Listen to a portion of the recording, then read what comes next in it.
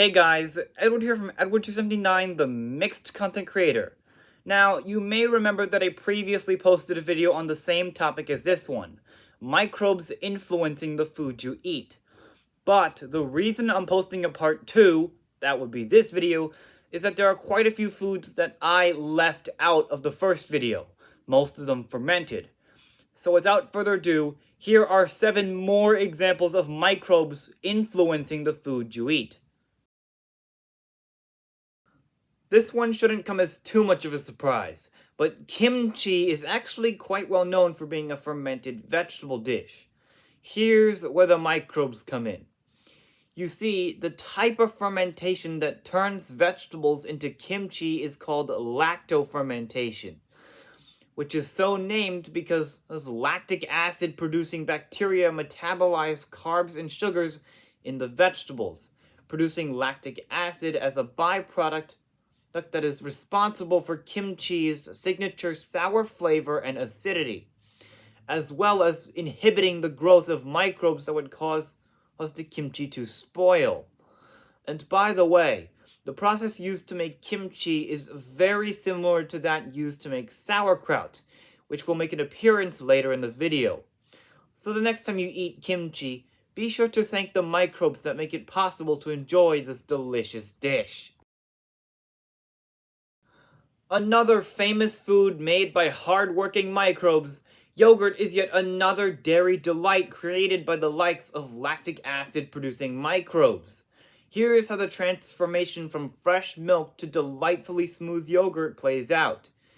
You see, once fresh milk is pasteurized, homogenized, and cooled to anywhere from 40 to 44 degrees Celsius, lactic acid producing microbes are put in.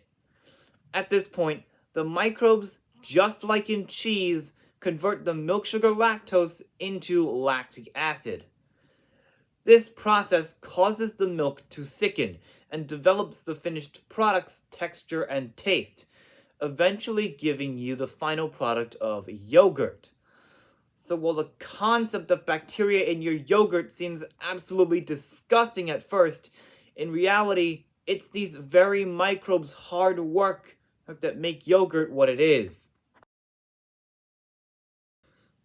As one of the lesser-known fermented foods on this list, kefir also has a lot to thank from the bacteria that turn kefir grains into fermented kefir milk.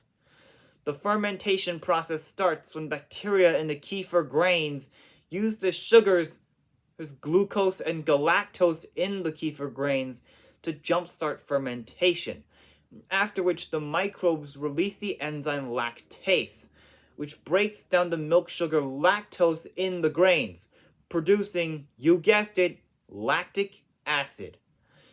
These bacteria also produce byproducts such as acetaldehyde and various antibiotic compounds, which make the milk more acidic as well as inhibit the growth of spoilage microbes. So whenever you do decide to try this fermented dairy beverage, be sure to give thanks to microbes for making this fermented dairy drink possible. Now, unlike most of the fermented foods on this list, vinegar is actually fermented not once, but actually twice. That's right, this sour, tangy, and very popular condiment is actually fermented 2 times, not once. Here's what you need to know about vinegar's double fermentation process. During the first time vinegar is fermented, yeast break down the plant sugars found in foods like fruits, whole grains, and potatoes, and convert them into ethanol, all through just about the exact same mechanism by which the beer and wine, which I mentioned in the first video, linked in the description below, are made. During the second time vinegar is fermented, acetic acid bacteria, which produce acetic acid, convert the ethanol into the signature flavor compound in vinegar, acetic acid, which gives vinegar the signature sour and tangy flavor it's known for. Moving on to something you probably never even knew existed, kombucha is a fermented tea drink that's made using the ingredients of sugar, tea, and of course, fermenting microbes. There are 3 main types of microbes that ferment the sugary tea and turn it into kombucha. acetic acid bacteria, which are also used in vinegar, yeast, which is also used in beer and wine, and lactic acid bacteria, which are also used in most other foods on this list. These three types of microbes work together to ferment a sugary tea, producing ethanol, or alcohol if you don't speak science, and resulting in the tea beverage becoming lightly alcoholic as a result of the fermentation process used to make it. So whenever you decide to try this weird and slightly alcoholic tea drink, thank microbes for making this not very well-known tea drink possible in the first place.